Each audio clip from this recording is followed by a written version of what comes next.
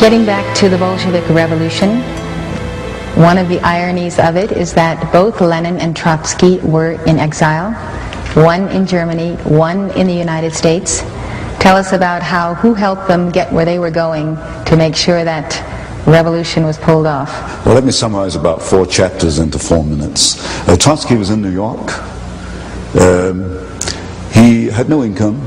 I summed his income for the year he was in New York. It was about $600. Yet he lived in an apartment. He had a chauffeured limousine. He had a refrigerator, which was very rare in those days. He left New York and went to Canada on his way to the revolution. He had $10,000 in gold on him. He didn't earn more than $600 in New York. He was financed out of New York. There's no question about that.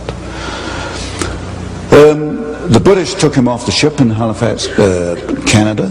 I got the Canadian archives. They knew who he was. They knew who Trotsky was. They knew he was going to start a revolution in Russia. Instructions from London came to put Trotsky back on the boat with his party and allow them to go forward.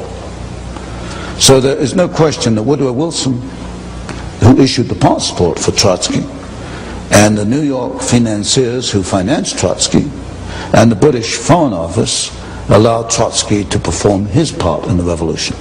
Now over in Switzerland you get Lenin, who was in exile. He went through Germany in the famous sealed train by permission and with the encouragement of the German General Staff. And yet Germany and Britain were supposedly fighting each other. And you get them both moving these 2 key revolutionaries into place inside Russia. And then, of course, the rest is history. They created the revolution with no more than about 10,000 revolutionaries. They needed assistance from the West, and they got assistance from Germany, from Britain, and from the United States to continue and consolidate the revolution. Just tell us all over again why. Why? Just tell it again. You won't find this in the textbooks. Why is to bring about, I suspect, a plan to control world society in which you and I won't find the freedoms to believe and think and do as we believe. Did these power brokers actually envision at that time a one-world government that would be socialist? Yes. The second statement I made was that they did not want the Soviet Union to develop into another free enterprise society, and that this would offset it. Aiding the revolution would offset this event. That was made as a statement in 1919. You have various books, one by Gillette, the razor blade Gillette, called The City, I think it was, which laid out this corporate socialism for the world to see as early as, 1905, 1910. So around the turn of the century, you begin to see actually written statements by these internationalist businessmen of the kind of socialist empire they wanted to bring about. It's there, but these books, of course, are not included in your courses in political science and history at the regular universities. Well, talk about the Red Cross mission. Red Cross mission to Russia, 1918. About 17, bankers, lawyers, businessmen, a couple of doctors. There were 2 doctors, I think. There were 2 doctors. What was the mission? The mission was financed by William Boyce Thompson, the Chase Manhattan Bank, Federal Reserve System. The Red Cross didn't want to send a mission. The Red Cross said, we don't need a mission to Russia. They already had one in Romania, which was doing a good job. But William Boyce Thompson wanted this mission, and he put the money up. He financed it. And if you look, I printed a list of the people on the mission, and they were mostly bankers and lawyers, Wall Street lawyers, and people in and around the Wall Street establishment. The function or the purpose of this mission was to be in place to assist the Bolshevik Revolution. The Red Cross mission to Russia was a cover vehicle. It enabled these Wall Street elitists, these Wall Street manipulators to be there in place, and then I traced a cable $1 million from the Morgan Company in New York to Petrograd. I forget to which bank, but it came from William Boyce Thompson, and which financed the revolution. And then they put pressure back in the State Department in Washington to actually send arms to the revolution, which went forward in 1918.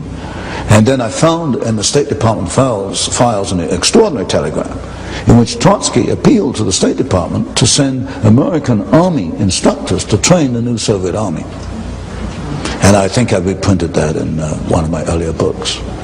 So briefly, the Red Cross mission was a cover vehicle to enable Wall Street to be there in place to guide and manipulate the ongoing Bolshevik revolution. And what was the response of the State Department? Oh yes, they were quite willing to send U.S. Army instructors. Do you know to I what don't know if they extent? went forward. I know the arms, I know the rifles went forward. I didn't trace the response to the telegram, except it was approved within the State Department. And I reprinted the telegram. I never did find a response. That's probably taken out the files. Do you know the figure to which Wall Street supported the Bolsheviks? Well, it was $1 million. Just the William Boyce Thompson figure? That figure. But then you've got the other assistants. For example, the whole Siberian episode. See, in 1918, the Bolsheviks really only controlled Moscow and what was then Petrograd, which is now Leningrad. They could not have beaten off the White Russians, the Czechs, who were in Russia at that time, the Japanese, who were anti-Bolshevik. They could not have beaten it off without assistance from the United States and from Britain. And the Siberian Railroad is critical because if you look at that map of Russia, you know, Moscow and Leningrad are stuck at the left end, and you've got that vast expanse of Russia, and the backbone is the Trans-Siberian Railroad. Now, the history books will tell you that American troops went in, they occupied the Trans-Siberian Railroad in order to prevent the Japanese from coming in. Well, this is absolute nonsense. I've never written the book. I hope to get around to it one day. I've got 2 big boxes of files on this. The purpose of the American army in Siberia was to hold the Trans-Siberian Railroad until the Bolsheviks were strong enough to take it over. And they did that very effectively. They held off the Japanese. They held them back near Manchuria. They evacuated the Czechs out along the Trans-Siberian Railroad. The French and the British gave up because they said the Americans are helping the Bolsheviks. They evacuated. And in one of these books, I reprinted a little clipping from the New York Times of, I think, 1919. Finally, the Bolsheviks got to Vladivostok, right at the far end of Siberia, near Japan, in which the local commissar addressed the American army and thanked them for aiding the revolution. And that was in the New York Times, and I reprinted it. Now, this is totally contrary to everything you find in the textbooks. The textbooks say we went into Siberia to at least be neutral, and I suppose most people would assume we went in to stop the Bolsheviks. We didn't. We went in to help the Bolsheviks. There's no question about that. There's no question that they could not have consolidated their revolution without the capitalists. Absolutely none. Absolutely none. They had too many enemies. Not only outside enemies, the White Russians. The Ukrainians themselves were not particularly happy. All your ethnic groups in Russia were not particularly happy with the Bolsheviks. They could not have won without Western assistance. There is no question about that. Then they were starving. The factory, they couldn't operate the factories because the Bolsheviks shot all the managers and the technicians. Either that or they left Russia. The factories were closed down. Russia was starving. By 1922, Lenin himself said the end has come. They had no food. They had these closed down plants. The plants were not destroyed in the revolution. That's what the textbooks will tell you, including Kennan, the State Department expert. He says the Russian factories were destroyed in the revolution. They were not destroyed. Why? Because I've seen the photographs after the revolution, and they're right in the Hoover Institution Tower. There are these massive boxes of photographs of Russian industry after the revolution. They could not operate the plants. So what do we do with Averell Harriman and the Chase Bank and National Bank and our old friends on Wall Street? They go in there, and of course the Hoover mission to feed Russia. We go in there and we have these 250, 300 concessions in which American companies went into Russia, and they started up the idle plants. Averell Harriman took the manganese concessions, Arm & Hammer, Occidental Petroleum took the pencil factories and the asbestos plants.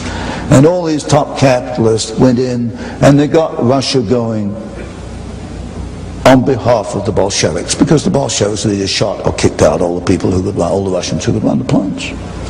Another point, that Tsarist industry was at a very high level. Your textbooks would tell you that Tsarist industry was backward. It wasn't until the Soviets came along that it began to make progress. This is absolute nonsense. The Soviets, the Russians in 1913 had 2 indigenous Russian vehicles, Russian automobiles. There has never been an indigenous Soviet automobile. They've all come from the West. The Tsarist Russians produced an airplane in 1916 with a wingspan longer than the 747. This is not known today. It's just wiped out history. Technologically, the Tsarist Russians were at least on a par with the rest of the world. They only began to decline when the Soviets took over. And then you've got the long history from that point onwards, how we got the first 5-year plan, 1929, 1933. I look at the first 5-year plan, I look at every plant that was built in Russia at that time. Every single plant was built by a Western company. Not one single plant was built by the Soviets. You name any plant, if there are any Russians here from way back, you name any plant in the first 5-year plan, and you know as well as I do who built it. It wasn't the Soviets, it was a Western company. And you run down the list, Caterpillar tractor. There are more Caterpillar tractors in the Soviet Union than there are outside the Soviet Union. Ford Model A, Ford built the Gorky plant. And as soon as the Ford engineers left, they started to turn out military vehicles. You name it, in the first 5-year plan, every single plant was built basically by American companies, but a lot of British, French, and German and Japanese were in there too. Then the second 5-year plan in the 1930s was a duplicate. They tried to copy the first 5-year plan with their own resources. They fell flat on their faces, and they had to come back to the Western companies for assistance to duplicate the plants put in the first 5-year plan. And for example, I was in Douglas Aircraft Company. They let me into their files, and it was amazing the detailed assistance given by Douglas Aircraft. They bought one DC-3, and then they bought a DC-3 in sub-assembly, and all kinds of duplicate spare parts to get the thing going. And then we've got that story, I don't know how much detail you want, which continues right up to today, July 1, 1987, and you mentioned, I think, this morning, the Toshiba and the Toshiba Japanese plant and the Norwegian company, a government-owned plant, which provided the milling machines which enabled now the Soviet submarines to be 10 times quieter than they were before, and that's going to cost us $4 billion so that we can offset what we have given them. And this stupidity has continued stupidity in my sense. From the viewpoint of a Wall Street capitalist, I guess it's smart business. This has continued for 60 years.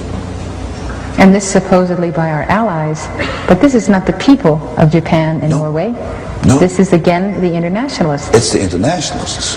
Toshiba represented on the Trilateral Commission founded by David Rockefeller in 1973. It's your top corporate elitists, your top corporate establishment attorneys, the top politicians. Senator Mansfield once said, you don't get along unless you go along.